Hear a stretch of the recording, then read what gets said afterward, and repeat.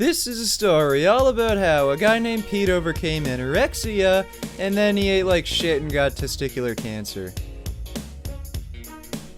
Fuck you! So it's pretty obvious why I chose to do this video on Furious Pete, but before all of you dumb fanboys call me a skinny prick who doesn't even lift, look, here, bicep shot at the beginning of the video. Yeah, does it look like I don't even lift? Shut up! There's a lot of proof that we should be eating meat. Our bodies we grew up eating meat, and that's how thousands of years that's how we grew up eating meat. And there was no vegetarians back then because meat was how you survived, how you were able to live. That's why we had these sharp teeth. Yep, Pete is one of those idiots who makes appeal to nature fallacies and comes up with bullshit excuses to eat meat, along with just being a general all-around prick by making fun of animal cruelty. But all of that just makes him a stupid asshole. What really puts him in the retard category is this. If you were offered $1 billion, would you go vegan for the rest of your life? Another money question. That's a shit ton of money. That's a tough question. I'm like 50-50 on this.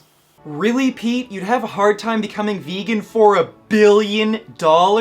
Having the lowest risk of obesity and related chronic diseases isn't worth $1 billion to you? But eating a fucking pound of butter for a bit of YouTube cash is? And I present to you guys a more favorable food for Furious. Last time we did watermelon and she just wasn't really a fan. Oh, well, what the hell is this, Pete? You said humans are natural meat eaters. You've got a fresh dog right next to you. Why don't you tear into that? Why are you eating this piece of steak that's being cooked and seasoned? Don't you want to sink your fangs into some live flesh? And apparently Pete has a degree in engineering. Well, tell me this, Pete. Do our mouths look suitable for ripping through flesh and bone? That's why we have these sharp teeth. If you know me, if you follow me, if you just don't follow my crazy antics on YouTube that I do once in a while, then you'll know my diet is pretty damn sound. You'll know that I like to eat healthy. You know that I follow it I work out and I have a healthy diet and I drink a shit ton of water and all this other stuff. So don't go ahead and say that I got cancer because of my fucking diet. I got my protein sources. The essential thing to building any muscle, whether you are cutting or bulking. I got a steak here, very lean. I got egg whites and whole eggs. I wouldn't be afraid of using a little bit of bacon once in a while. Fat in here isn't necessarily as good as other fats from healthy sources, but it's still not too bad. A lot of people that are cutting and trying to lose weight think that fat makes you fat. That is not true. Last but certainly not least is the dairy section. A lot of people want to limit this and just eliminate it altogether. I think dairy is very important. Well, if you consider any of those foods health foods, I think I know why you got cancer. Fat actually has a lot of energy within it, and it actually promotes a lot of natural testosterone building. Oh, high-fat foods build testosterone, huh? Is that why you're eating pure butter and guzzling oil? 'Cause I'm pretty sure you're just stupid.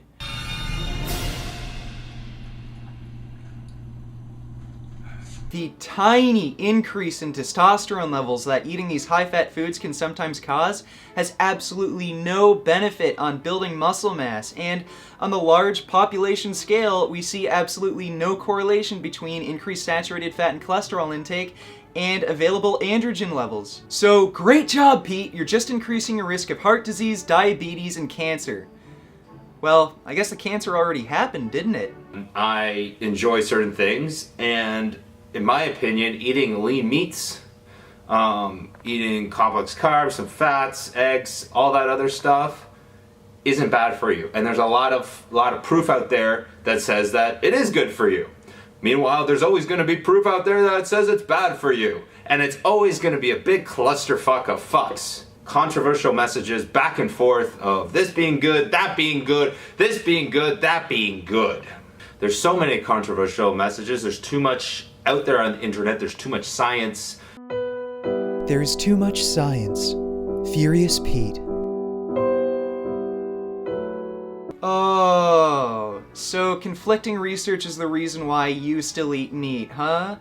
Well, you don't really seem like the kind of guy who knows much about nutrition or reads up on the medical literature, So I'd really like your explanation as to why the top nutrition experts in the entire world, including President of the American College of Cardiology, Dr. Kim A. Williams, are vegan and promote whole foods vegan diets for the prevention of our most common chronic diseases. Is there so much conflicting research that you have to eat tons of meat and animal products every single day, along with doing these ridiculous eating stunts and even making a joke out of animal suffering? I don't see much conflicting research here, but what I do see a lot of are apathetic idiots who are trying to make up dumb excuses for their bad habits. That's why we have these sharp teeth. There was a good amount of people that went ahead and messaged me stating I need to become a vegan and that I got cancer because I am not a vegan. You'll know that I like to eat healthy. You know that I follow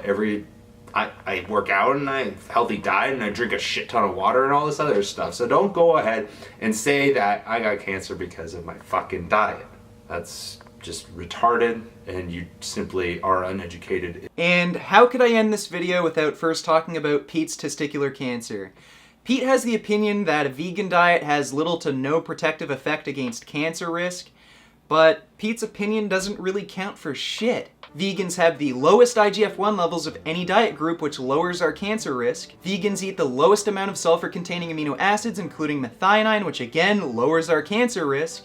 Vegans have diets low in branched-chain amino acids, including leucine, which slows down the mammalian target of rapamycin pathway, which not only slows down aging, but also stops cancer cell growth. Vegans don't eat cooked meat, which contains carcinogens known as heterocyclic aromatic amines. Vegans don't eat any heme iron, which again lowers our cancer risk. Vegans don't consume any exogenous estrogens from dairy, which again lowers our cancer risk. Vegan blood is 8 times less hospitable to cancer cells than those following a standard American diet. And the largest forward-looking study on diet and cancer ever conducted found the incidence of all cancers combined was lower among vegetarians. And what dietary variable has the highest correlation to testicular cancer?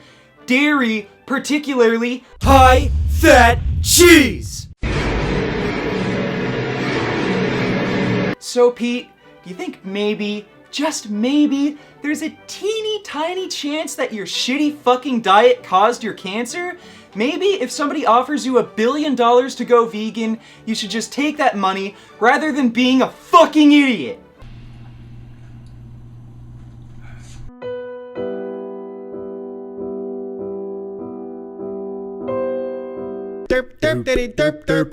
Now, I'm sure I'm going to get a lot of hate from Furious Pete fans, them calling me a jealous hater, but Pete epitomizes why I made this Worst of the Fitness Industry series.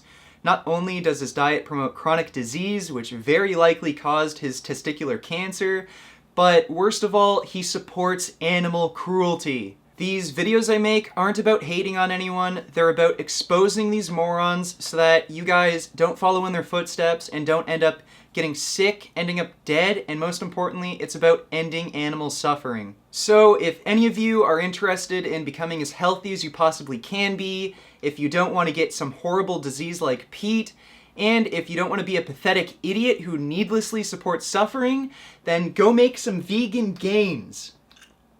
Beef. What a relief.